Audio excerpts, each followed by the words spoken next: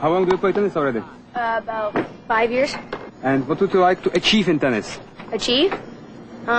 Just to be the best player I can work to be, so.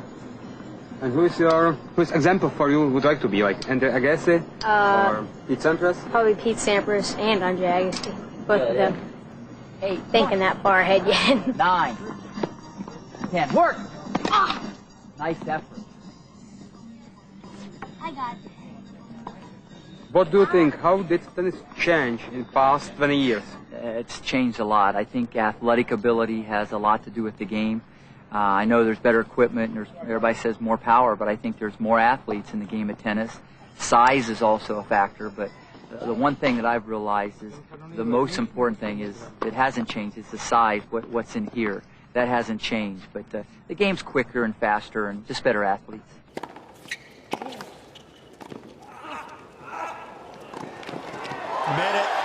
Roddick is on fire in this set. Yeah, he knows if he can get to the ball, he's got the entire area to play with, but he goes around the net.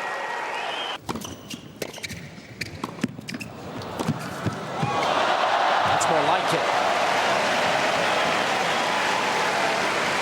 Rick, you are considered to be the #1 tennis coach, or the #1 junior development tennis coach in the world. The stats just prove it all, and the amount of champions that have come through your academy just proves that fact. Tell me about your work with Andy Roddick. Yeah, Andy Roddick it's very interesting because I had his brother John for 3 years. Great player. He got to finals Australian Open Juniors, All-American at Georgia. A great player. And then his little brother Andy, you know, the mom and dad wanted me to start working with him. He came to me at 9 years old, and it was very interesting. Right off the bat, he was the most feistiest, competitive. It was almost like, you know, a mosquito that would just keep bothering you, and you just couldn't get him away. I mean, the guy was just right there, and he always had to be the first one to get a drink, first one in line. But I just love that. His thirst for competition was like no other. So and John was like that, his older brother, but this guy was like, he was like a little pipsqueak. But it was just crazy how competitive he was. But that's the wild card, because if you're that competitive, you'll handle pressure better. I'm not saying you'll never choke or get nervous, but when you're all about the competition, like that deep, everybody's competitive. But I saw it at 9 years old. Okay, I just saw it. And every time he lost, he'd come up, can I play him again? Can I play him again? I say, well, you got to earn it, okay? 10 minutes later, can I play him again? But I love that, you know? So that's what I saw in Andy. But it was very interesting because technically, he almost taught me a little bit on the forehand, because this was the early 90s, okay? This was 1991 when I had Andy. And he led with the elbow back. And now that's a common staple on the Pro Tour.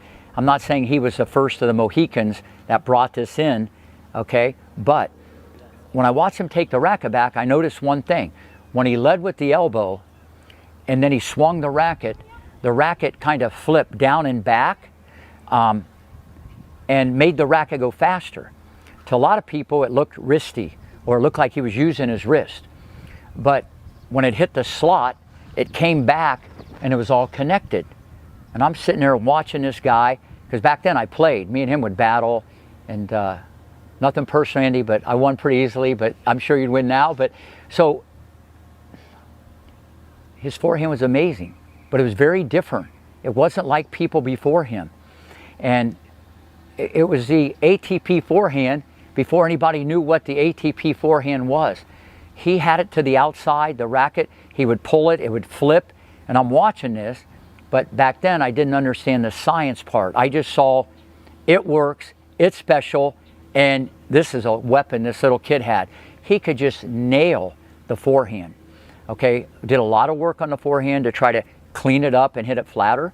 Tweaked his grip a little bit, because he was kind of under. We tweaked the grip a little bit. The backhand was always pretty flat, okay? I wanted him to hit with more topspin, but it stayed pretty flat. Tried to work a lot on his chip, just because his athleticism was above average, Okay, he's not going to be the #1 athlete on the tour, but it was good enough to get the job done. Okay, tried to spend a lot of time at the net because he had hard hands. His hands weren't soft.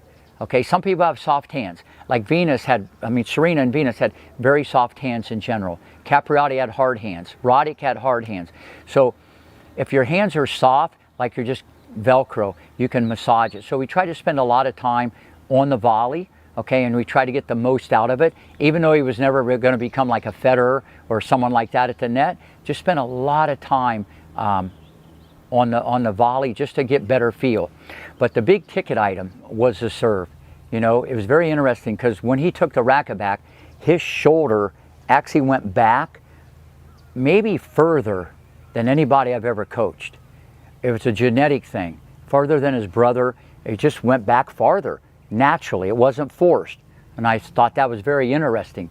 But it also made him, when he came to me, he did what we call pinpoint. He'd bring the foot up, no problem. You can do platform or pinpoint.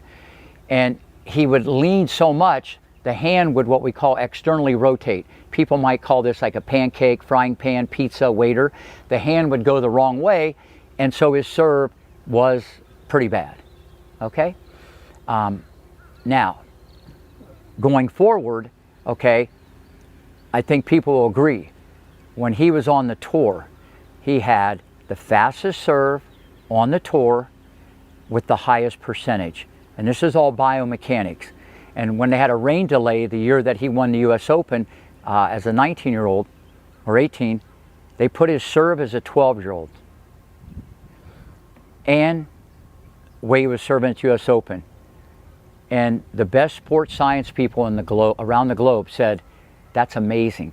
It was identical.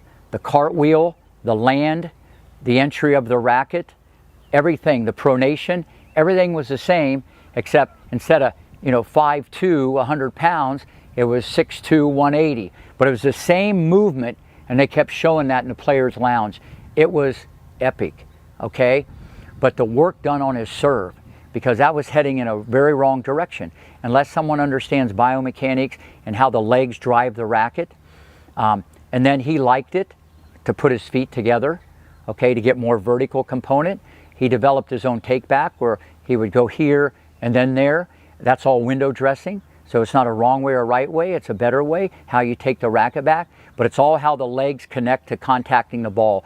So once again, it's not in the water.